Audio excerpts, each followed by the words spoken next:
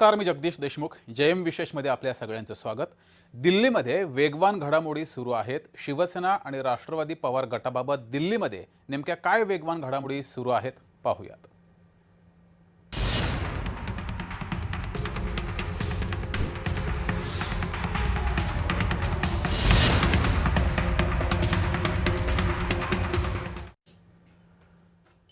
शिवसेनेच्या 2 खासदारांना मंत्रिपद मिळणार हे जवळपास निश्चित झाले.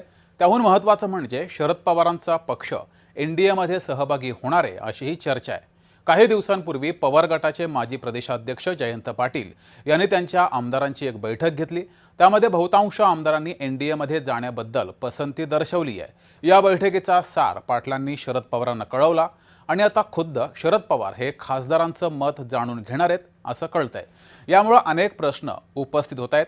पहिला प्रश्न हा की जर पवार गट एनडीएमध्ये सामील झाला तर राष्ट्रवादीला ते मान्य असेल का? कारण किमान कागदावर तरी हे 2 पक्ष एकमेकांच्या विरोधामध्ये आहेत आणि हितेच खरी मेख आहे. कारण जयंत पाटलांनी घेतलेल्या बैठकीला रोहित पवार उपस्थित नव्हते असं सुद्धा कळतंय. याचा अर्थ रोहित पवारांना भाजपासोबत जायचं नाहीये का? आणि तसं असेल तर मग रोहित पवार कोणती भूमिका घेणार असे अनेक प्रश्न उपस्थित होत आहेत.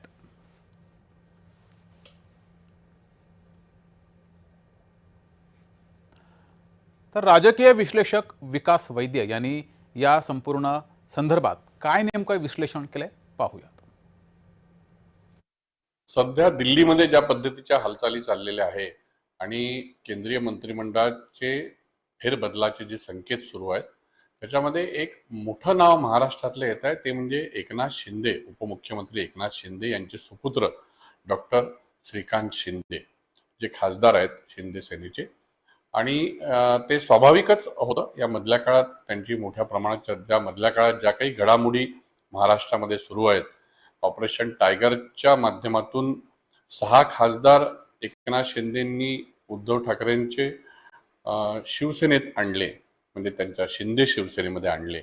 त्याच्यानंतर स्वाभाविकपणे एनडीएची ताकद वाढलेली आहे आणि अमित शहांशी त्यांचं ज्या सारख्या मीटिंग सुरू आहेत त्या माध्यमातून ज्या पद्धतीची रणनीती आखली जात आहे तर ते बघता एक साधारणपणे एकनाथ शिंदे हे अमित शहांच्या जवळचे किंवा महाराष्ट्रातली रणनीती एकूण ज्या पद्धतीने नेतृत्व बदल होतोय किंवा ज्या पद्धतीच्या हालचाली होतात आहे त्याच्यामध्ये अमित शहांच्या माध्यमातून एकनाथ शिंदे बऱ्यापैकी त्या घडामोडी घडवून आणतात आहे असं पण बोललं जातं.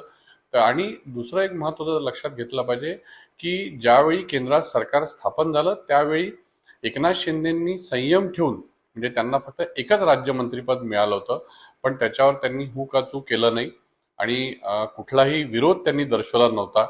त्याचं पण एक बक्षीस आहे. आणि आता पुन्हा असं पण बोललं जात आहे की बऱ्यापैकी उद्धव ठाकरे सेनेचे आमदार हे शिंदे सेनेकडे येतील. त्याच्यामुळे ही जी काही ऑपरेशन टायगरची मोहीम जी आहे त्याचं एक बक्षीस म्हणून कदाचित या श्रीकांत शिंदेंना कॅबिनेट मंत्रीपदाचा दर्जा मिळू शकतो केंद्रामध्ये. आणि पण त्यात हेही बघावं लागेल की जे 6 खासदार उद्धव ठाकरे सेनेचे आलेले आहेत त्यांना देखील कुठली तरी अपेक्षा असण्याची शक्यता आहे. आणि त्या संदर्भात म्हणूनच या सगळ्या खासदारांची मीटिंग ही अमित शहा यांच्यासोबत सध्या सुरू आहे.